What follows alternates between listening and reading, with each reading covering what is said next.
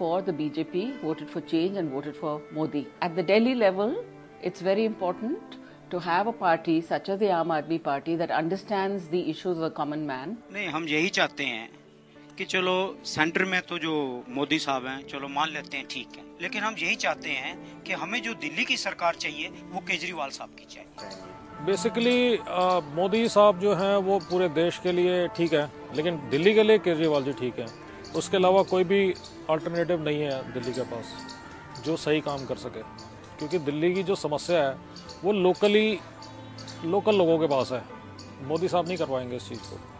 Yeah, yes, I voted for Modi because I felt at that time that we need a strong personality at the national level who can actually tackle these Pakistan and China who are actually looking towards us. But at the domestic level, I would vote to Kejriwal because there is another internal, basic evil we can say, which is corruption, which actually does not actually allow the people to prosper.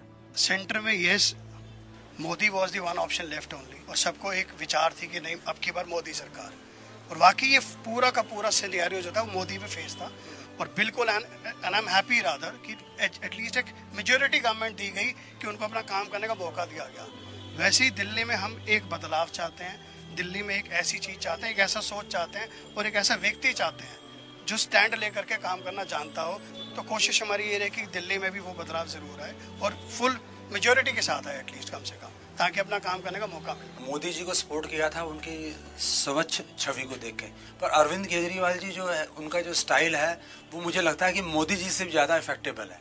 बहुत ज़्यादा मेहनती हैं, रात दिन लगे रहते हैं public के प्रति। उनका जो रुझाव देख के अब की बार भी जो है पूरे परिवार का वोट जो है हमारा उन्हीं को जाएगा। Whatever he did being in power, because he was one leader who did not believe in words so much, his actions spoke more than his words. Lok Sabha के टाइम पे मैंने तो दिया तो आम आदमी पार्टी को ही था, तब भी बीजेपी को नहीं दिया, क्योंकि मेरा भरोसा उनमें आज भी नहीं है बीजेपी में। ये भी कांग्रेस का ही एक दूसरा पार्ट है, उसके अलावा कुछ नहीं है, क्योंकि सारे नेता तो इसी के कांग्रेस वाले इसमें आ गए, ये थोड़ी ना चेंज होने देंगे बाकी चीजें। So what is the use of this? He has not kept his promise. I think the only credible party that is on a real anti-corruption plank in India today is the Aam Aadmi Party because of the nature of the way it has fought elections and won them.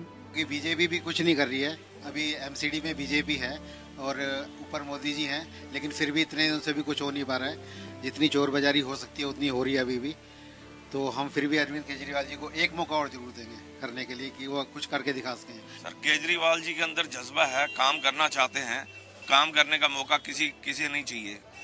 जो काम करना चाहता है उसे मिलना चाहिए मौका, क्यों नहीं मिलना चाहिए। अरविंद में लोगों ने एक भरोसा देखा है, अरविंद जी जो कहते हैं वो काम करते हैं। विधानसभा में तो एक लोकल मुद्दे होते हैं सारे, जिसमें ये कोई मोदी जी का कोई इफेक्ट नहीं है। यहाँ पे दिल्ली में सिर्फ मोदी जी चिल्ला रहे हैं कि साहब मोदी इफेक्ट है, ऐसा कुछ नहीं है। इस बात से कोई फर्क दिल्ली वासियों को नहीं पड़ता कि सेंटर में सरकार बीजेपी की है क्या है, लेकिन चूंकि उन्होंने देखा है 49 दिन का शासन, 49 डेज का शासन देखा है, तो लोग मैक्सिमम मैं सोचता हूँ इस बार इलेक्शन हो जाए तो आम आदमी पार्टी की 45 से 50 सीटें 100% आई। ईमानदारी और सच्चाई कहीं भी नहीं है वहाँ पे, सिर्फ बोलना भाषण देना उससे देश नहीं चलता है।